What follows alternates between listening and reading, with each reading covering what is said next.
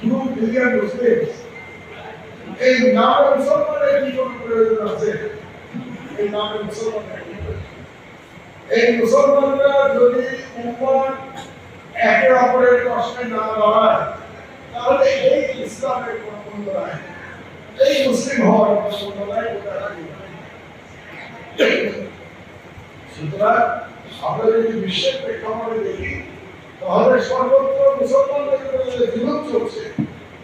এটার জন্য প্রধানত দায়ী করতে হবে মুসলমানদেরকে, আমাদেরকে এই অপরাধ স্বীকার করতে হবে। আজকে যদি মুসলমানরা ঐক্যবদ্ধ থাকতো তাহলে সমস্ত পৃথিবীতে মুসলমানদের উপরে অত্যাচার চলত। বেশি রাষ্ট্রের ঐক্যের দরকার নাই, ৬-৭টা দেশের মধ্যে আমি নাম বলি আপনাদেরকে। বিশ্বের সবচেয়ে বড় মুসলমান দেশের নাম হচ্ছে জনসংখ্যা সবচেয়ে বেশি সবচেয়ে সমৃদ্ধ দেশ সৌদি আরবিয়া। বিজ্ঞানে সবথেকে উন্নত বর্তমান অবস্থায় মুসলমান দেশ ইরান।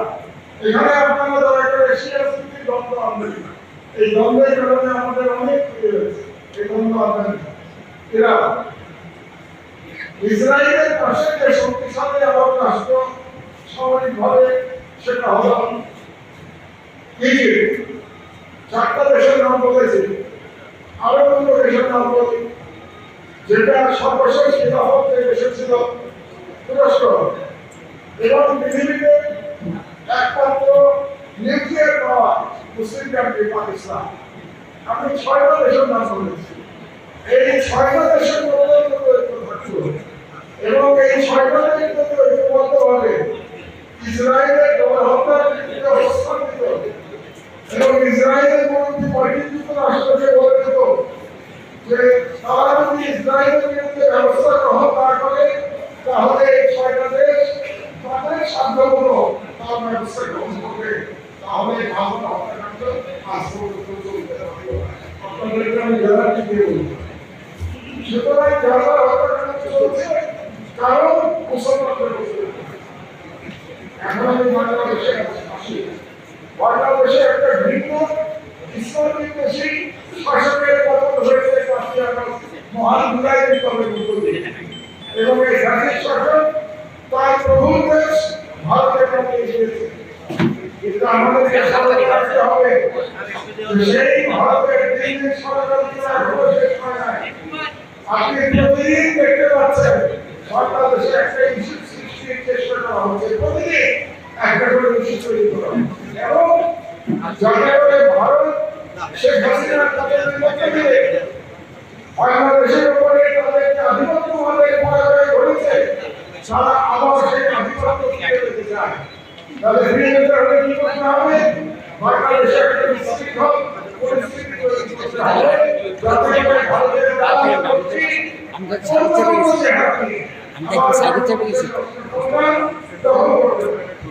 শেখ হাসিনার একটা চেহারা ছিল বাংলাদেশের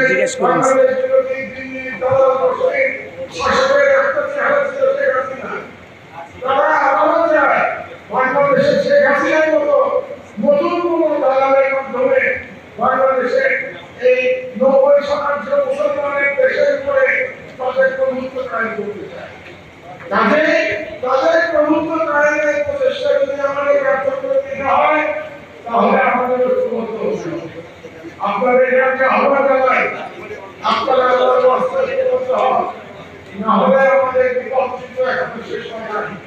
এবং এই ঐক্যবদ্ধ হওয়ার ক্ষেত্রে আমি মনে করি বাংলাদেশের সরকার অগ্রণী ভূমিকা রাখতে পারে। আমি আহ্বান জানাবো আপনাদের মধ্যে নানা বিষয়ের মতবিরোধ থাকতে পারে, শরিয়াতের মতবিরোধ থাকতে পারে, আপনাদের মধ্যে কোরআনের তাফসীর নিয়ে মতবিরোধ থাকতে পারে, কিন্তু আল্লাহর রাস্তায় বাংলাদেশের স্বাধীনতার স্বার্থে আপনারা ঐক্যবদ্ধ হতে পারেন, তাহলে ভারতের ষড়যন্ত্র আমরা নস্বাত করতে পারি। বিশেষ করব সেটা হলো আমরা সবাই মুসলমান, সবাই ইসলামের আদর্শ ধারণ করে, মহানবী হযরত মুহাম্মদ সাল্লাল্লাহু আলাইহি ওয়াসাল্লামের আদর্শ আমরা ধারণ করে কিন্তু আমরা যারা কোনো বিষয়ে মারামারি না করি, আমরা যদি মারামারি করি তাহলে আমাদের মারামারি সুযোগ আমাদের শত্রু গ্রহণ করবে।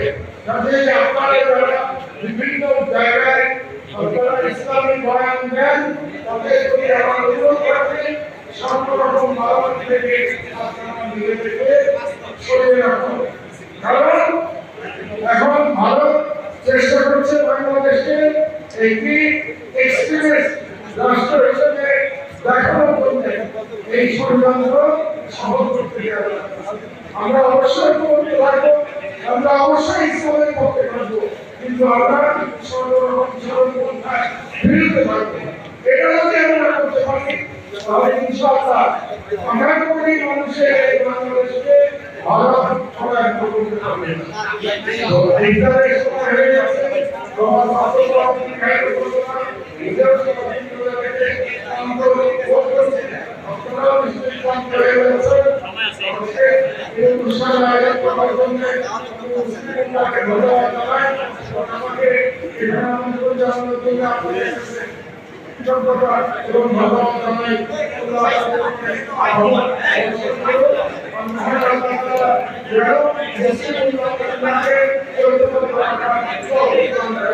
আল্লাহ বাংলাদেশ